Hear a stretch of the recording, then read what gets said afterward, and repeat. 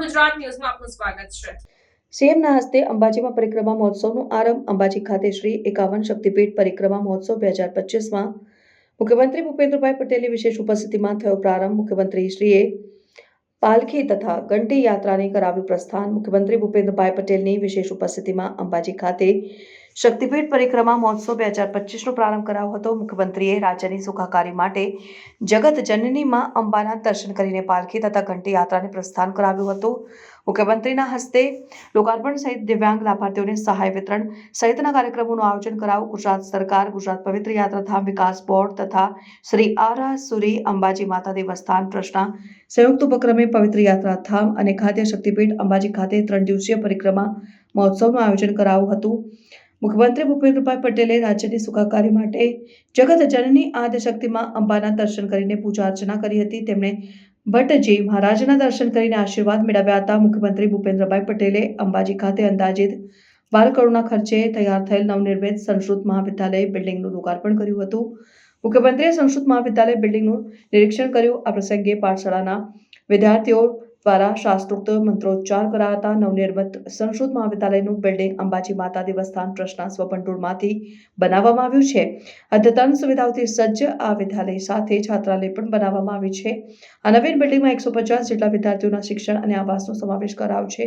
મુખ્યમંત્રી ભૂપેન્દ્રભાઈ પટેલના હસ્તે ડીકે ત્રિવેદી ભવન અંબાજી ખાતે દિવ્યાંગોના લાભાર્થે વિવિધ સહાય વિતરણ કરાયું હતું, જેમાં દિવ્યાંગ લોકોને motorised tricycle, wheelchair, smartphone, hearing aid, દિવ્યાંગ લગ્ન સહાય યોજના અંતર્ગત ચેક વિતરણ, એસટી બસમાં મફત મુસાફરી યોજના હેઠળ દિવ્યાંગ ઓળખ કાર્ડ, સંત સુરદાસ યોજનાના મંજૂરી હુકમ, ભૌતિક અસમર્થતા ધરાવતા મનોદિવ્યાંગ વિદ્યાર્થીઓને સહાય યોજના અને દિવ્યાંગતા સર્ટિફિકેટ વિતરણ કરાયા હતા। પવિત્ર યાત્રાધામ અંબાજી ખાતે યોજાનાર શ્રી 51 શક્તિપીઠ પરિક્રમા મહોત્સવ 2025માં આદ્યશક્તિમાં અંબાના દર્શને આવનારા લાખો શ્રદ્ધાળુઓને એક જ સ્થળે અને એક સાથે 51 શક્તિપીઠના દર્શનનો લાભ મળી શકે તે હેતુથી વિશેષ આયોજન કરાયું। આ કાર્યક્રમમાં ધારાસભ્ય શ્રીઓ અનિકેતભાઈ ઠાકર, માવજીભાઈ દેસાઈ, કેશાજી ચૌહાણ, પૂર્વ સાંસદ પરબતભાઈ પટેલ, પૂર્વ કેન્દ્રીય મંત્રી હરિભાઈ ચૌધરી, સચિવ રાજેન્દ્ર કુમાર, સભ્ય સચિવ રમેશ મેરજા, જિલ્લા કલેક્ટર મિહિર પટેલ, જિલ્લા વિકાસ અધિકારી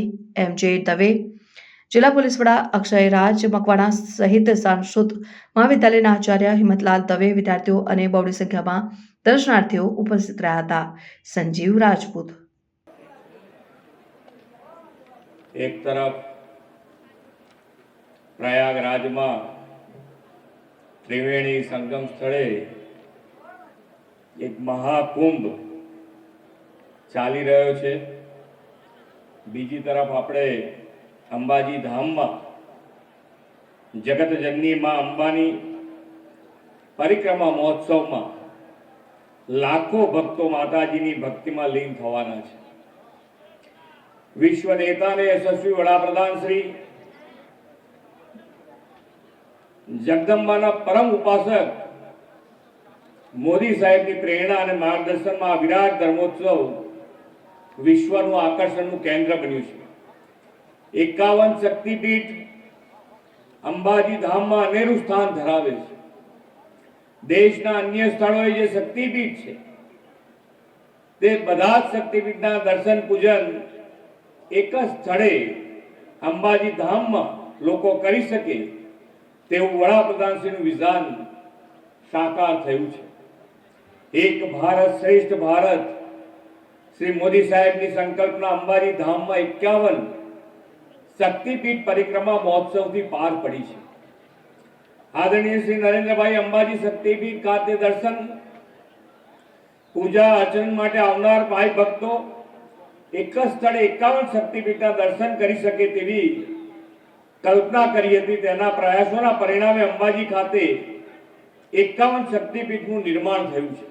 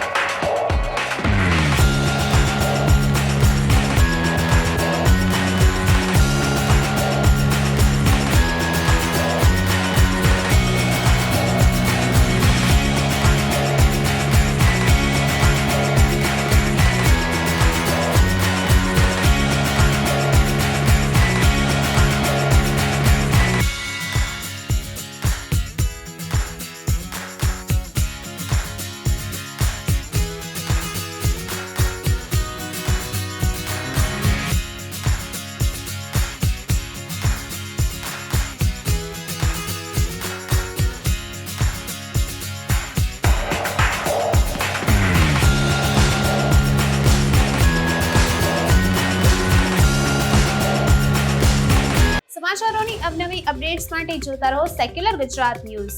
સાથે સેક્યુલર ગુજરાત ન્યૂઝ ચેનલને લાઇક, શેર અને સબસ્ક્રાઇબ કરો અને બેલ આઇકોન દબાવીને સમાચારોની ઝડપી માહિતી મેળવો.